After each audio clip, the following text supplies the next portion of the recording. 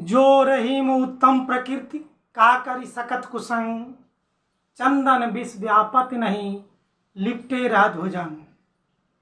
रहीमदास जी कहते हैं कि जो उत्तम प्रकृति के लोग होते हैं उनको मतलब दुराचारी व्यक्ति कोई चीज़ बिगाड़ नहीं सकता है। जैसे चंदन का पेड़ हमेशा शीतलता देता है, उस पे असंख्य विषैले सर्प लिपटे रहते हैं, लेकिन सर्पों का विष चंदन के अंदर नहीं जाता है। चंदन अपनी शीतलता बरकरार रखता है। तो जब यदि आप अच्छे हैं तो दुराचारी व्यक्ति आपको कुछ नहीं बिगाड़ सकता है। आइए प्रतिशत के पर आधारित आज मैं एक सवाल और लेकर आया हूँ। ये भी बहुत सारे कंपटीशन में पूछा जाता है, बहुत इजी है, लेकिन हम भाषा नहीं समझ पाते तो नहीं लगा पाते हैं। आइए इसको आसान तरीक़ों से लगाते हैं। पहले हम प्रश्न पढ़ता हूँ। प्रश्न है, एक परीक्षा में 270 परीक्षार्थी बैठे, जिसमें 252 उत्तीर्ण हो गए। उत्तीर्ण होने वाले परीक्षार्थियों की प्रतिशत संख्या क्या है?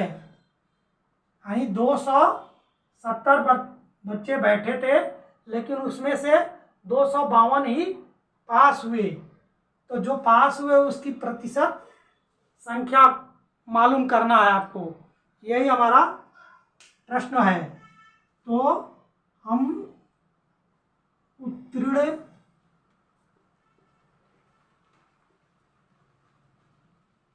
हुए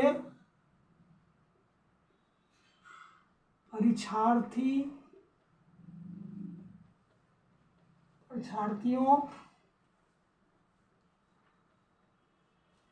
का प्रतिशत ये निकालेंगे। बहुत आसान है। ये जो दिया हुआ है, जितने लोग पास हुए उनको ऊपर लिखते हैं, यानी 252 ऊपर हो जाएगा, और जो ये होता है टोटल ये नीचे हो जाएगा, यानी 270 नीचे हो जाएगा, और गुणा 100 कर देंगे तो हमारा आंसर मालूम हो जाएगा। बस यही इसमें क्रिया है। इसी क्रिया को यदि हम हल करते हैं तो हमारा उत्तर मिल जाएगा। देखिए, ये शून्य से ये शून्य कट गया। अब चाहे तो हम 10 को ऊपर में गुणा कर सकते हैं, यानी 252 में हम 10 का गुणा करेंगे तो ये 0 बढ़ जाएगा। अब बटे हम 27 कर लें। अब देखिए, इसको छोटा कर सकते हैं। 2 एकम 2 दूनी 4, 2 से नहीं 3 से, 3 और 24। हाँ, 3 से ऊपर नीचे दोनों कट रहा है। देखिए, 2 से मैं काट रहा था तो 2 से तो ऊपर वाला कट रहा था, लेकिन 2 के पहाड़ा में 27 नहीं आता है, इसलिए हम 3 से काटेंगे। यानी 3 से देखिए 2520 में हम 3 का क्या करेंगे, भाग देंगे, तो 3 बटी 24 हो जाता है। 25 में से जब 24 घटाएंगे तो 1 आएगा, और फिर ये 3 चौक को 12 कट गया। ये 0 यहाँ उतरेगा, यहाँ हो जाएगा। अब 3 9 27 तो होता ही है। देखिए, 840 बटा 9, यानी ये 9 हो गया, और ये हो गया 840।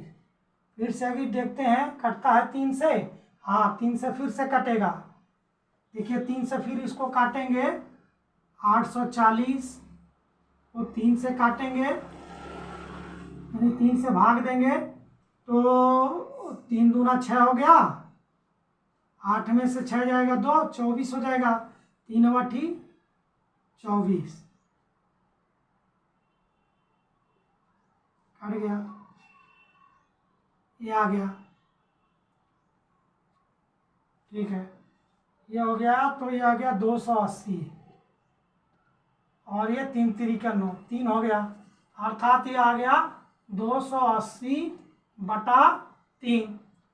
या तो यही आंसर में कहीं दिया रहेगा तो यही मान दीजिएगा, और नहीं तो इससे छोटा और करना है तो 280 में क्या करेंगे, इस 3 का भाग दे देंगे, तो 3 9 27 होता है और 1 0, फिर 3 3 के 9 हो जाएगा 1। तो ये क्या आ गया, ये आ गया हमारा सही बटा में, यानी 93 सही। यहाँ 1 जो शेष बचा है वो ऊपर हो जाएगा और जिससे हम भाग देते हैं वो नीचे हो जाता है, इतना प्रतिशत, यही आंसर होगा। देखिए सवाल कोई बड़ा नहीं है, थोड़ा गुणा भाग करने में लग गया टाइम, नहीं तो सवाल कोई बड़ा नहीं है। इसका आंसर होगा 93 सही 1/3%, यानी 93 सही 93.33 भी लिख सकते हैं इसको, या ऐसे 93.33% भी लिख सकते हैं। ये भी आंसर दे सकता है, ये भी आंसर दिया होगा या ये भी दिया होगा, इन तीनों में कोई दिया होगा तो वही सही है, यानी 93.33% लोग पास हुए। देखिए ये सवाल बहुत इजी है, ऐसे ही सवाल आते रहते हैं। यदि आप हमारे सवाल को ये समझ गए होंगे तो मैं ऐसे ही एक और सवाल आपको लगाने के लिए दूंगा, उसको आप लगाइएगा, केवल अंक बदल दूंगा, बाकी सारे भाषा वही रहेगी। आप लगा के दिखाइए, तभी तो हमको मालूम होगा कि हाँ हम पढ़ा रहे हैं तो आपको समझ में आ गया। अब देखिए यहाँ 252 लिखा है ना, तो यहाँ मैं 352 कर दे रहा हूँ, 100 ज़्यादा बढ़ा दे रहा हूँ। यहाँ 270 है तो यहाँ हम 570 कर दे रहा हूँ।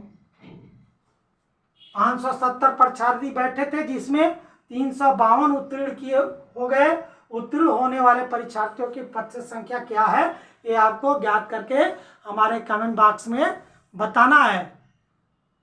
मतलब इसका आंसर क्या आएगा हम चेक करेंगे, यदि आप सही लगाएंगे तो ठीक है, अगर आप गलत लगाए होंगे तो मैं दोबारा आपको लगा करके बताऊंगा कि इसका आंसर ये आएगा।